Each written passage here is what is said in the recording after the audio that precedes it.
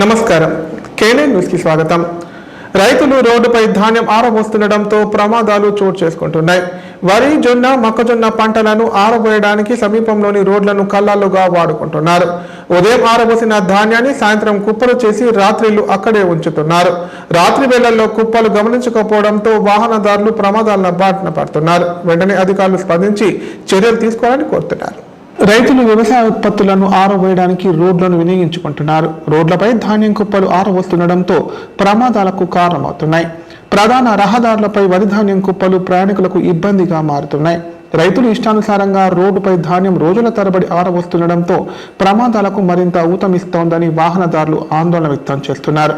కామారెడ్డి జిల్లా బికనూరు మండలంలోని జాతీయ రహదారిపై కనీసం మూల మడపలు కూడా చూడకుండా ధాన్యం ఆరబోయడంతో ప్రమాదాలకు నిలువుగా మారింది. రోజంతా ఆరబోసిన ధాన్యం సాయంత్రం కాగానే ఎక్కడికక్కడే కుప్పలుగా చేసి మరుసటి రోజు ఉదయాన్నే మళ్లీ ఆరబోస్తున్నారు. రాత్రంతా ధాన్యం కుప్పలు అక్కడ ఉంచడంతో చీకట్లో కుప్పలు కనిపించక వాహనదారులు ప్రమాదాల బారిన పడుతున్నారు. అధికారులు స్పందించి సమస్యను పరిష్కరించాలని ప్రయాణికులు కోరుతున్నారు.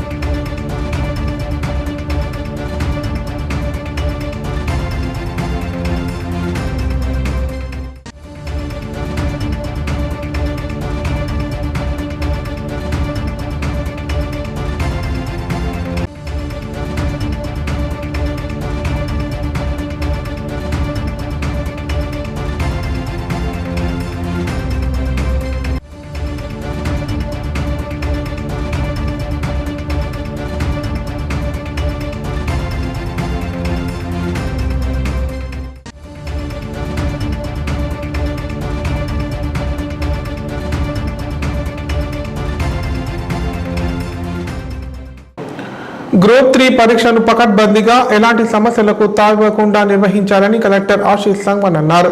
అన్ని కేంద్రాలను పోలీస్ అధికారులు ముందస్తుగా స్క్రీనింగ్ చేయాలని చెప్పారు. ప్రతి కేంద్రం వద్ద అవసరమైన బందోబస్తు ఏర్పాటు చేయాలని అధికారులను ఆదేశించారు. కామారెడ్డి కలెక్టరేట్లోని మినీ సమావేశ మందిరంలో వివిధ శాఖల అధికారులతో గ్రూప్ 3 పరీక్ష నిర్వహణపై కలెక్టర్ ఆశీష్ సంగ్వాన్ సమావేశం నిర్వహించారు. ఈ నెల 17, 18 తేళ్లలో జరిగే పరీక్షలకు ఏర్పాట్లపై అధికారులతో సమీక్షించారు.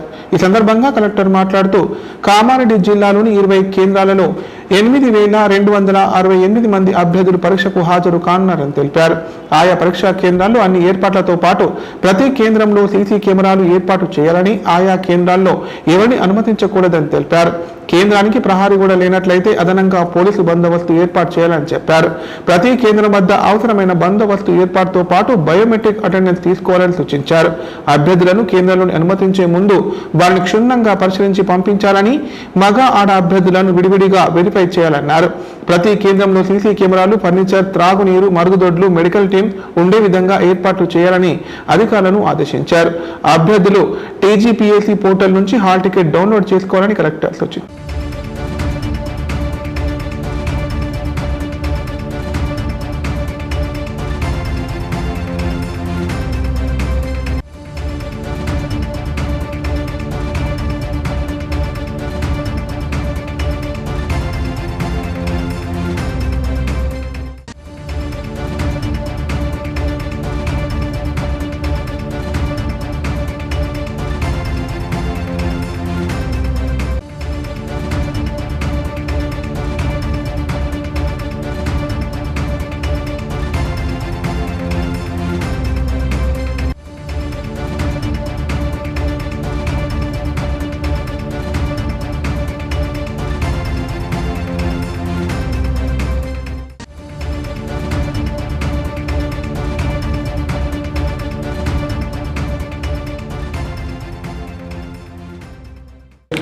జిల్లా వ్యాప్తంగా ఇంటింటి సమగ్ర సర్వే ముమ్మరంగా కొనసాగుతోంది. ఇందులో భాగంగా ఎన్యూమరేటర్లు ఇళ్ల వద్దకు వెళ్లి ప్రత్యేకంగా వివరాలు సేకరిస్తున్నారు. ముందుగా హౌస్ చెక్ చేసి గుర్తించిన ఇళ్లకు వెళ్లి సమగ్రంగా వివరాలు నమోదు చేస్తున్నారు. తెలంగాణ వ్యాప్తంగా సమగ్ర కుటుంబ సర్వే జరుగుతున్న సంగతి తెలిసిందే.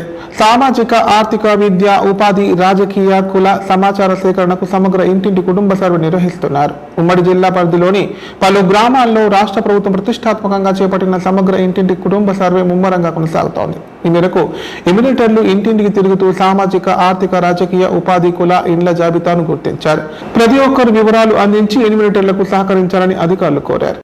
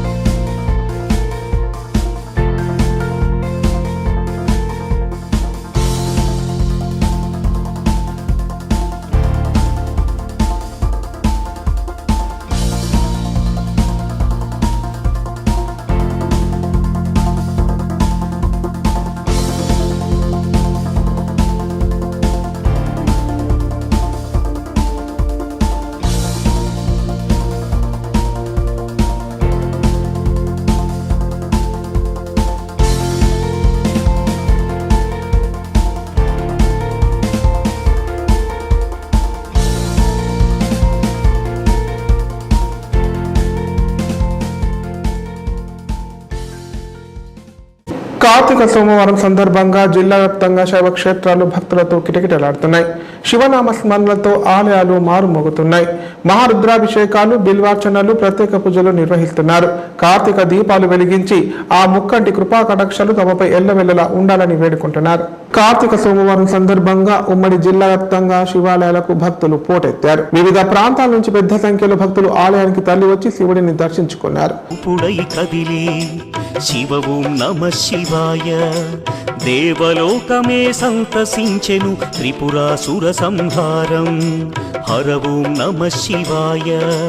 పుష్పం నమ శివాయ, పత్రం నమ శివాయ, ధూపం నమ శివాయ, దీపం నమ శివాయ. నమ శివాయ నమ శివాయ ఓం నమ శివాయ. నమ శివాయ నమ శివాయ ఓం నమ శివాయ.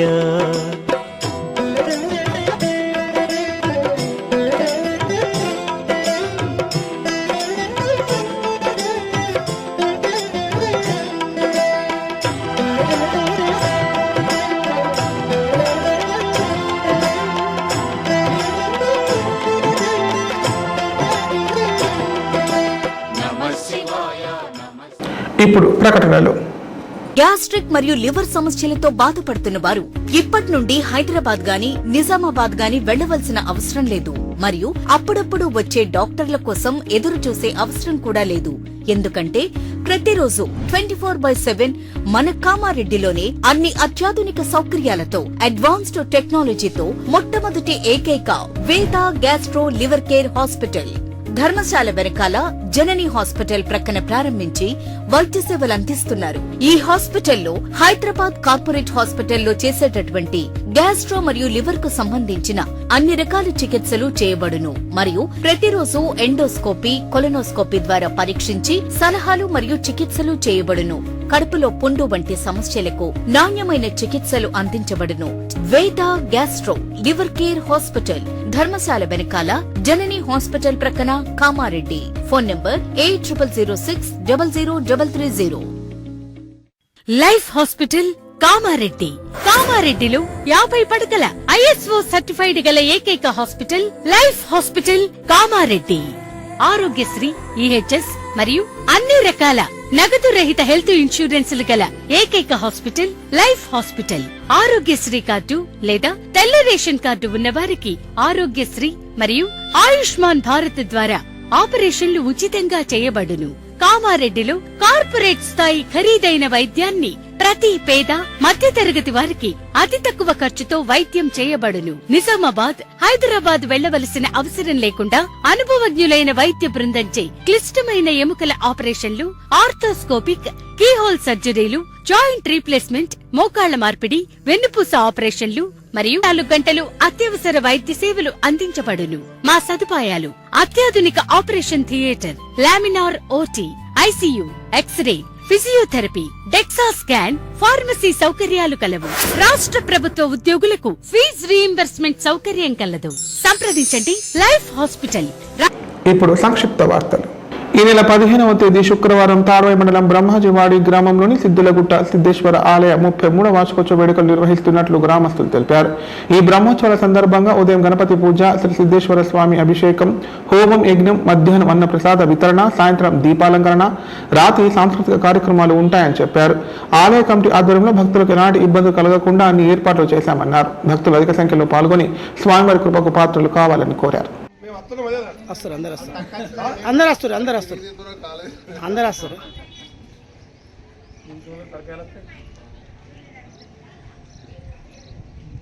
సిద్ధేశ్వర దేవస్థానము, సిద్ధగుట్ట, బ్రహ్మాజీవాడి, తాడ్వాయి మండల్, కామారెడ్డి జిల్లా, బ్రహ్మాజీవాడి గ్రామము. మేము ప్రతి సంవత్సరము పూర్వకాలం నుంచి మా బ్రహ్మాజీవాడి శివారులో గల సిద్ధగుట్ట దేవస్థానం, సిద్ధేశ్వర స్వామి అనే పేరు గల దేవస్థానం ఉన్నది. కానీ 33వ సంవత్సరం నుంచి మేము గ్రాండ్గా మా ఊరంతా, మా గ్రామ ప్రజలము అందరం మేఘమై అందరం కలిసి ఈ 33వ వార్షికోత్సవం జరుపుకుంటున్నాము. దీనికి చుట్టుపక్కల గ్రామాల ప్రజలు అందరూ సహకరిస్తారు, పెద్ద ఎత్తున జరుపుకుంటున్నాము. దీనికి కూడా ఒక 10 సంవత్సరాల నుంచి దాదాపు 15 నుంచి పైడి రెడ్డి గారు కూడా మాకు చాలా సహకరిస్తుండు. అయితే అదేవిధంగా ఈసారి కూడా తేదీ 15 శుక్రవారము కార్తీక పౌర్ణమి రోజున పెద్ద ఎత్తున సిద్ధగుట్ట దేవస్థానం జాతర జరుగుతున్నది. కావున చుట్టుపక్కల గ్రామ ప్రజలందరూ రావాలని కోరుకుంటున్నాం. 15 తారీఖు శుక్రవారం రోజున దేవస్థానం వద్ద అన్నదాన కార్యక్రమం పైడి ఎదురు గారు చెప్తున్నారని చెప్తున్నాం. ఒకే రోజు జరిగిన 2 హత్యలు కామారెడ్డి జిల్లాలో సంచలనం సృష్టించాయి. బాన్సువాడ పట్టణంలో జరిగిన ఈ 2 హత్యలు పోలీసులకు సవాల్గా మారాయి. హత్య గల కారణాలు, ఎవరు హత్య చేశారనే విషయాలు పోలీసు దర్యాప్తులో బయటపడే అవకాశాలున్నాయి.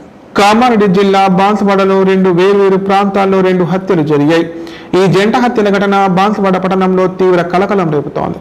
బాన్సువాడ కలిగి చెరుగట్టపై గుర్తు తెలియని మహిళను అతి దారుణంగా హత్య చేయగా, బాన్సువాడ పట్టణంలోని సరస్వతి మందిరం సమీపంలోని నిర్మాణంలో ఉన్న ఓ భవనంలో వాచ్మెన్ గా పనిచేస్తున్న వెంకటేష్ అనే వ్యక్తిని దారుణంగా హత్య చేశారు. ఈ 2 హత్యలు ఒకే రోజు 2 వేర్వేరు ప్రాంతాలు జరగడం కలకలం రేపింది. దీంతో స్థానికులు భయాందోళనకు గురవుతున్నారు. కలిగి చెరువు వద్ద లభ్యమైన మహిళ మృతదేహంపై గాయాల ఆనవాళ్లు చూపర్లను గగురుపాటు గురిచేసేలా ఉన్నాయి. మహిళను చేతులు కట్టేసి ముఖంపై, నుదుటిపై, చెంపలపై ఎక్స్ ఆకారంలో కత్తితో లోతుగా ఘాట్లు పెట్టిన ఆనవాళ్లు స్పష్టంగా కనిపిస్తున్నాయి. గుర్తు తెలియని వ్యక్తులు ఆ మహిళను అతి దారుణంగా హింసించి కత్తితో బలమైన గాయాలు చేసి చంపినట్లు తెలుస్తోంది. హత్యకు గురైన మహిళ యాచకురాలేమోననే అనుమానాలు వ్యక్తమవుతున్నాయి. ఆమెను సంఘటనా స్థలంలోని హత్య చేశారా, లేదంటే ఇతర ప్రాంతంలో హత్య చేసి మృతదేహాన్ని కల్కి చెరువు దగ్గరకు తెచ్చి పడేశారా అనే కోణంలో కూడా పోలీసులు విచారణ చేస్తున్నారు. మహిళను ఎవరైనా గుప్త నిధుల కోసం హత్య చేశారేమోననే అనుమానాలు కూడా వ్యక్తమవుతున్నాయి. కొత్తగా నిర్మాణమవుతున్న భవనంలో వాచ్మెన్ వెంకటేష్ ను గొంతు కోసి హత్య చేశారు. సంఘటనా స్థలంలో రక్తపు మరకలతో ప్లేకార్డ్స్ కనిపించడంతో సంఘటనా స్థలంలో హత్యకు ముందు గుర్తులేని వ్యక్తులు ప్లేకార్డ్ ఆడి ఉంటారని, వారే వాచ్మెన్ ను హత్య చేసి ఉంటారని అనుమానాలు కూడా వ్యక్తమవుతున్నాయి. వాచ్మెన్ పనిచేసిన వ్యక్తిని హత్య చేయాల్సిన అవసరం ఎవరికి ఉంటుందనే కోణంలోనూ పోలీసులు దర్యాప్తు చేస్తున్నారు. కాగా ఈ 2 హత్యల నిందితులను త్వరలోనే పట్టుకుంటామని పోలీసులు పేర్కొన్నారు.